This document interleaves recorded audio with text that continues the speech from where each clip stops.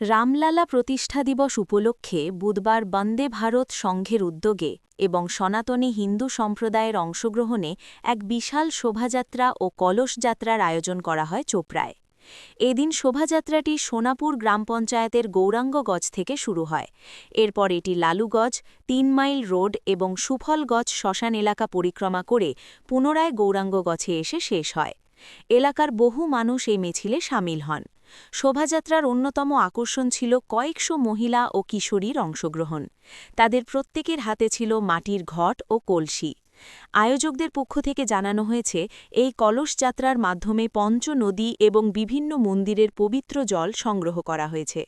এই সংগৃহীত জল আগামী ২২শে জানুয়ারি রামলালার প্রাণ প্রতিষ্ঠা উপলক্ষে আয়োজিত মহাযজ্ঞে অর্পণ করা হবে। বন্দে ভারত সংঘের সদস্যরা জানান, সনাতনী হিন্দুরা আজ জেগে উঠেছে। অযোধ্যায় ভগবান শ্রী রামচন্দ্র তার মন্দিরে ফিরছেন। এটা আমাদের কাছে এক বিশাল জয়ের দিন।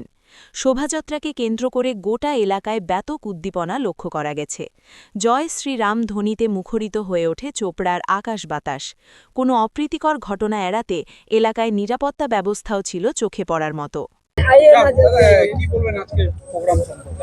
আজকে আমাদের রামলালার জন্মভূমি প্রতিষ্ঠা দিবস উপলক্ষে একটা ভব্য সনাতন হিন্দুদের শোভাযাত্রা ছিল।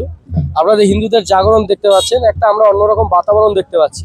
তো ক্লিয়ার কাট মেসেজ যে আমাদের সারা দেশে রামরাজ্য প্রতিষ্ঠা হয়েছে, বাংলাতেও রামরাজ্য প্রতিষ্ঠা হওয়ার অপেক্ষায়। তো হিন্দুরা, বাঙালি হিন্দুরা এখন অনেক বেশি সজাগ। তারা তাদের নিজেদের অধিকার বুঝে নিতে চায়। আজকের এই হাজার হাজার লোকের উপস্থিতি তার প্রমাণ দিচ্ছে। আজকের আমাদের এই রামলালা প্রতিষ্ঠা দিবস উপলক্ষে যে অভিষেক আগামীকাল হবে রামলালার, সেই উপলক্ষে তার জল তর্পণের বিষয়ের জন্য মঙ্গল ঘট দিয়ে জল উঠানোর প্রোগ্রাম ছিল এবং আমাদের হিন্দুদের একটি শোভাযাত্রা। সেইখানে আমরা দেখতে পাচ্ছি চোপড়ার বিভিন্ন প্রান্তের প্রায় কয়েক হাজার লোকের উপস্থিতি। এইটা আমাদের কাছে একটা অন্যরকম বার্তা দিতে চলেছে। আশা করছি আগামী দিন বাংলাতেও রামরাজ্য প্রতিষ্ঠা হবে, সেটারই এটা পূর্বাভাস। আর মূলত কি কি প্রোগ্রাম আছে আজকে আমাদের সন্ধ্যা থেকে অধিবাস কীর্তন রয়েছে, রামায়ণ ভজন রয়েছে। আগামীকাল সকাল 10টা থেকে বিরাট মঙ্গলযজ্ঞ।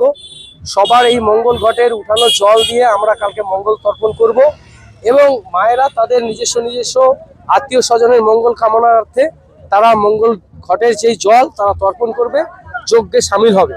এবং আগামীকাল প্রসাদের ব্যবস্থা রয়েছে, রামায়ণ পাঠের ব্যবস্থা রয়েছে এবং সন্ধ্যা থেকে রয়েছে রাম ভজন অর্কেস্ট্রা এবং বাউল গান দুদিন ধরে চলবে। এইরকম 2 রাত ধরে, 2 নাইট 2 রাত এরকম বাউল গানের প্রোগ্রাম রয়েছে। আগামীকাল সকাল 10টা হতে এই বিভিন্ন প্রোগ্রামগুলো শুরু হবে। এটা বন্দে ভারত সংঘের উদ্যোগে মূলত এই প্রোগ্রাম। আমার নাম ভবেশ কর। এই বন্দে ভারত সংঘের আমি প্রেসিডেন্ট।